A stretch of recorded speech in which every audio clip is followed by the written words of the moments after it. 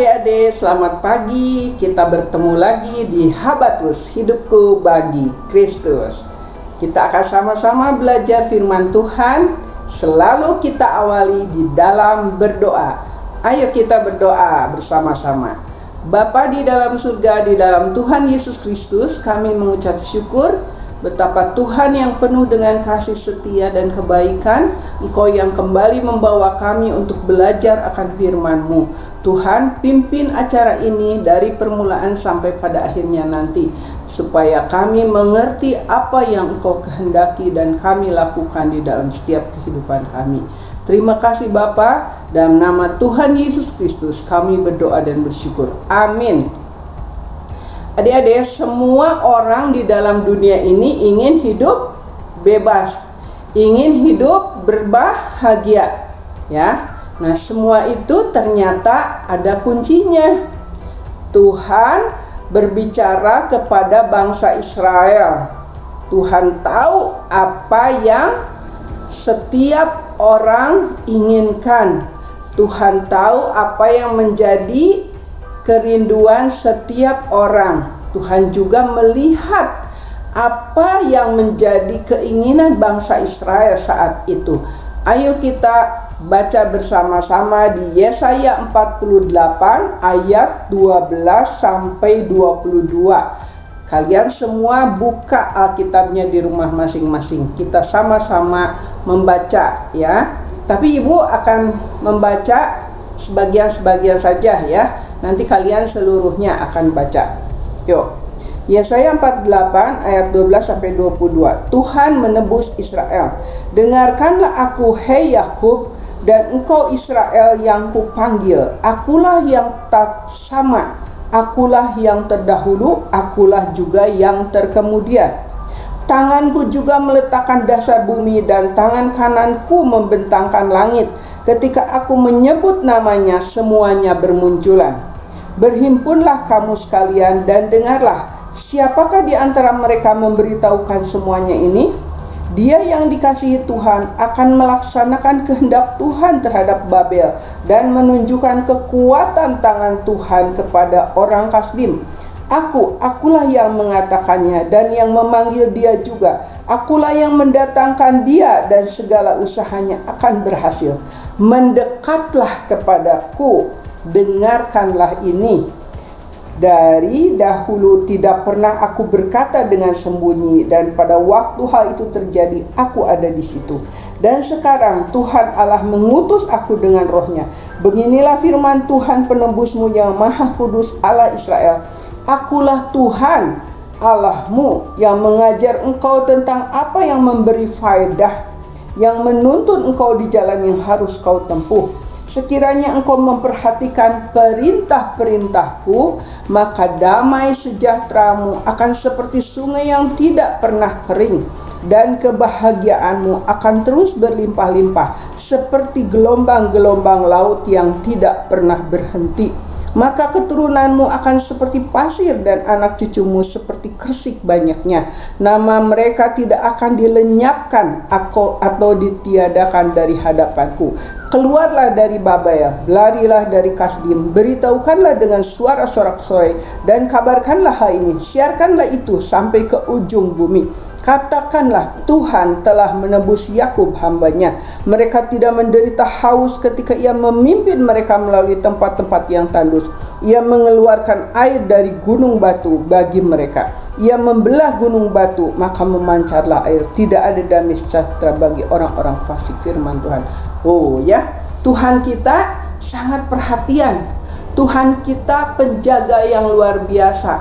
Tuhan kita adalah Tuhan yang sudah ada, ya, sebelum dunia ini ada. Tuhan yang akan terus ada sampai selama-lamanya. Jika bumi ini hancur, jika semuanya rusak, Tuhan tetap ada, karena dialah yang memiliki semuanya ini. Dialah yang merencanakan segala sesuatu. Dialah pencipta segala sesuatu, ya adik-adik.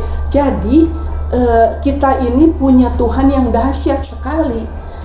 Jika kita ingin bebas, kita ingin hidup enak, kita ingin hidup penuh damai sejahtera, tidak ada kegelisahan dan kekhawatiran.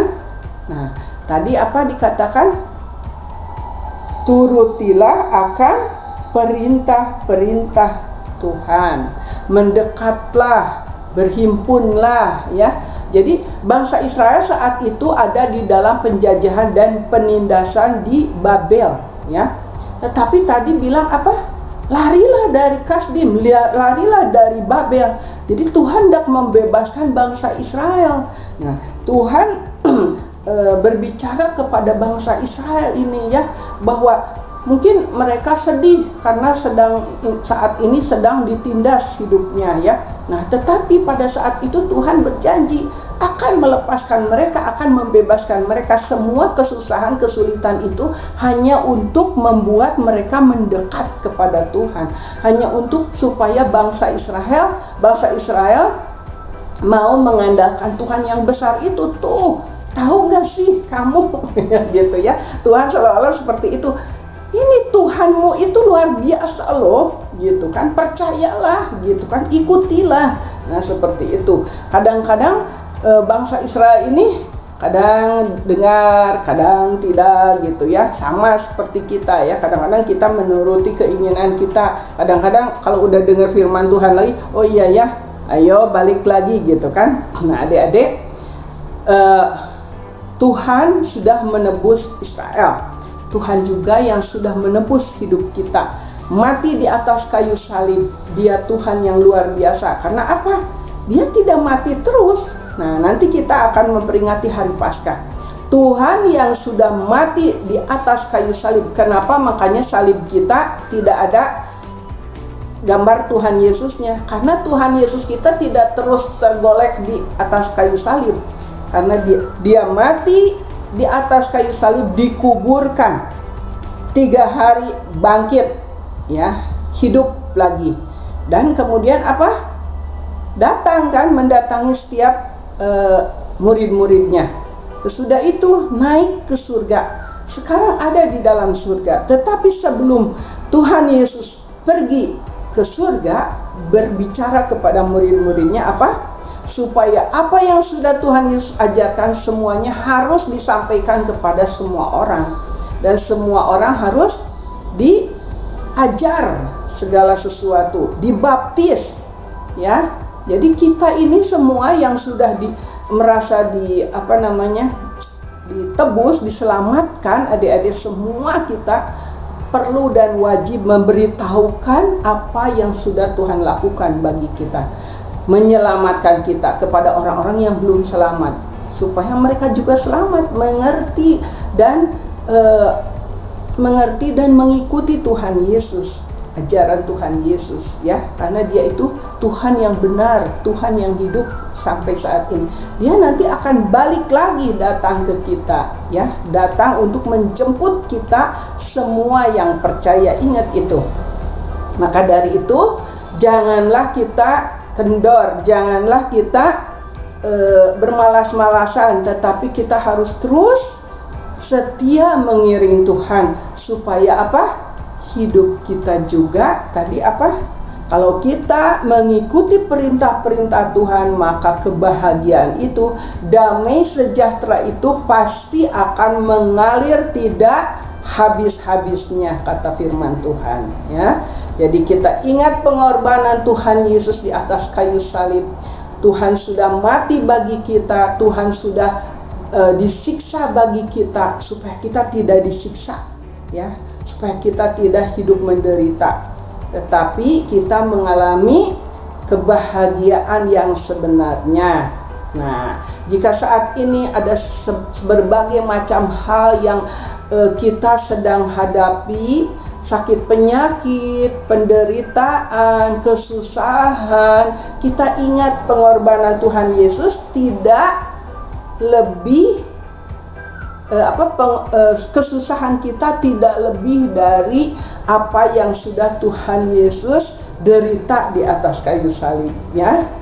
Nah, semuanya itu Tuhan lakukan hanya untuk kita, supaya kita tidak hanya mungkin penderitaan kita hanya sementara di sini, tapi kalau kita setia mengikut Tuhan Yesus, maka semua itu akan sirna. Karena apa?